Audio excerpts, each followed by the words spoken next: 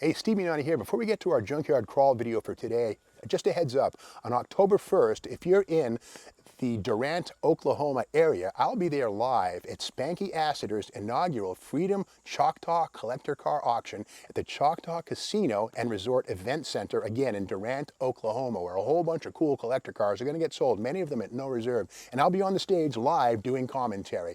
One of the best cars and most special cars in that event is going to be the actual 58 Chevrolet Impala, fully restored, that was once owned by Peggy Sue Gerron. Yes, that Peggy Sue, the star of several Buddy Holly songs. Pretty, pretty, pretty Peggy Sue. That was her 58 Impala. That car is going to get sold at no reserve, again, on October 1st at the inaugural Freedom Choctaw Collector Car Auction in Durant, Oklahoma, October 1st. Be there if you want to take a shot at that car and just check out a great auction. Okay, let's get right into the junkyard crawl here at Bernardstown Auto Wrecking. Hey, Stevie Nani here doing the junkyard crawl at Bernardstown Auto Wrecking in Bernardstown, Massachusetts with a pretty cool 1970 Dodge D300 one-ton dually truck. Now, the cab might look like the 61 through 71 D100 and D200 pickups, but the D300 stood higher and separately. That's because these came with 8-lug Bud-style wheels, which were strictly heavy duty. And again, this is a one-ton truck.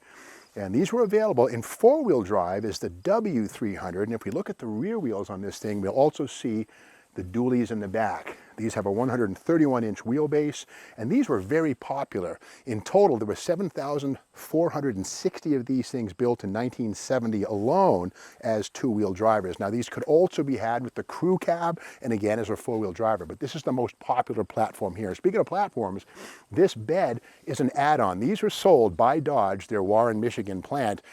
These would have been strictly cab and chassis.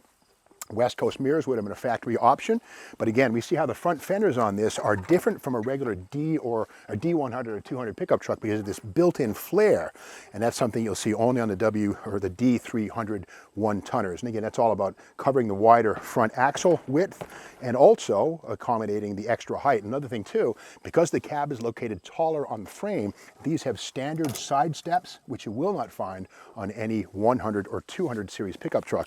Another detail is up front. Because the cab sits higher on the frame, there's an awkward filler. When I was a kid, I'd see these things on the road. I'd notice the wheels, the dualies, would say, there's something weird about that truck. I don't know what it is. Well, what that is this filler panel right down here. This is all here to make up for the distance between the cab and the fenders and the frame, which is much taller than it is on a regular 100 or 200 series Dodge pickup truck. So again, the W or the D300, the one-ton 300 series, has this weird filler in the front. So if you ever thought these looked weird, that's why. Now under the hood, let's see what we got. Okay, there it is. The time-tested 318 with the 2-barrel carburetor right there. It's a Carter BBD, which is BB dual barrel, 2-barrel carburetor, 280 CFM. You don't really need much more than that in something like this. No air conditioning, of course, but this does have power brakes. Now, the dual cylinder that you see right there tells us it's certainly newer than 1967. The single headlights tell us it's 1968 up, and we'll keep adding clues. But one thing I love about the Dodge D series trucks of all types is the fact that they have these built-in workbenches right here on each side of the hood. Kind of cool. Set your tools down here. They won't roll away. They sit in these troughs. I'm not sure if that was by design or not. This one also has the optional manual window cleaner. This is basically just a little Jiffy Jet bag, and these vacuum hoses right here on the floor is a little rubber bellows. You step on that, it pressurizes things, squirts water. There was an electric windshield washer possible, but this is the standard or the basic Jiffy Jet fabric rubber bag. And again, the front fenders on these things are unique to the 300 series because they have these built-in flares, and you thought the 2019 Challenger Demon was new. Well, of course, wide bodies kind of started right here, but there's those 8-lug wheels on this, and again, the West Coast mirrors. Let's take a peek inside, and all Dodge trucks on the door latch post have a little tag on, and this one here, it's painted burgundy. This truck was sort of tan or cream, but on that one we can learn about the transmission. We see that it's got the NP455, new process 4-speed manual, Spicer 70, which is the big rear axle, not a Dana 60, but a Dana 70, and of course Spicer and Dana, same thing, 456 gears, and the 318 engine. So if we look to the other side, the hinge pillar, we can see that sticker. That tells us this is a 1970 or a 71. Now these were made from 61 to 71, so this is one of the very last, but that sticker is the VIN. In 69, that would have been metal. Well, sadly, in 70, they went to this goofy decal, which degrades, fades, and gets painted, so it's kind of hard to tell exactly what year it is, but we know for sure it's a 70 or a 71 because it's got the sticker instead of a tag. But inside, there's that new process 4-speed manual with a granny low gear, and the 456 gears in the back. This thing could probably climb a tree. And again, this would have been sent out from Dodge as a cab and chassis unit, which tells us that the stake bed on the back would have been something added on by a subcontractor or a job shop of some kind. Now looking in the back of this thing, we see some goodies. It is a stake bed. The wood is pretty well rotted out, but ooh, look at that. That's an 8 3/4 axle right there hanging upside down. Let's do a quick about face and take a walk around there and see if that's anything special.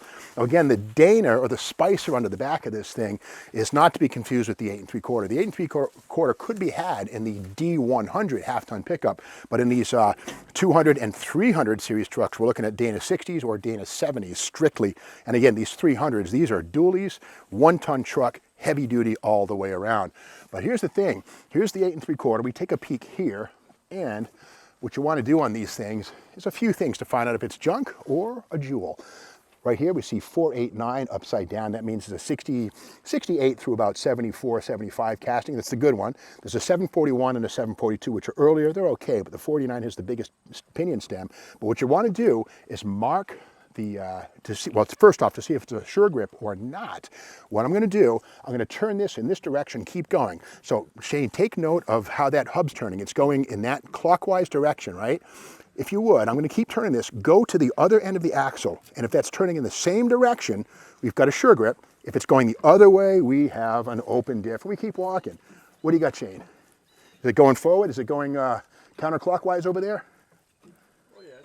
Good stuff. Yeah, sure grip. So yeah, a little junkyard discovery, but going further, we know it's a 489, we know it's a sure grip, and that's good and good. But what ratio is it? Well, to learn, just break out the old Sharpie, and Shane, I'll stand over here, and what we'll do is we'll mark the yoke right like this, right like that, and then we mark the flange over here. That way I can identify what it is. And okay, so what I'm going to do, I'm going to turn this, and I'm going to go, how many turns? We've got 1 turn, 2 turns of the pinion, 3 turns, that's good. And then, okay, 3 1/4 turns. This is a 323. It could have been a 276, 294, 323, 355, 391, but 323 sure grip, 489 case. I'm going to talk to the folks here at Bernardstown, maybe buy this thing. If I don't, well, you can, but it's kind of cool. You got to look around in the junkyard. You never know what you'll find. Case in point, like this wheel right here. This is an aluminum slotted wheel, very typical of what you find in the 1970s, popular stuff. Again, 6 lugs, so we know it's from a truck, you know, not too cool. Or is it? Hang on. We turn it around and we see here, this is a Shelby Cal 500 wheel. Now here's the thing, don't confuse this with a wheel from a Shelby Mustang. It's not. The 6 lugs tell us it's not. It's a 15x7, but again, Carroll Shelby, after his relationship with Ford came to an end in 1970, he started getting into speed equipment, aftermarket stuff, tires, wheels, helmets, seat belts, glasses, all kinds of stuff. So Carroll Shelby actually made wheels for pickup trucks, and here's one right here. Now there's only one, so you either have to build a unicycle or find the other 3 and put it onto a pickup truck with 6 lugs, you choose. But again, the junkyard is more than just a junkyard, it's a treasure trove of cool stuff. But again, this is a 70, next to the last year, D300 1-ton cab and chassis, gasoline burner. And again, it's a pretty cool piece. But remember, the cab on this thing can be utilized in a 1/2 ton or 3/4 ton pickup truck restoration. But the front fenders and the spacer in the front tell us that there's actually a lot of different stuff happening underneath. But if you like this video, be sure to subscribe to the Steve Mag YouTube channel and come back tomorrow for even more.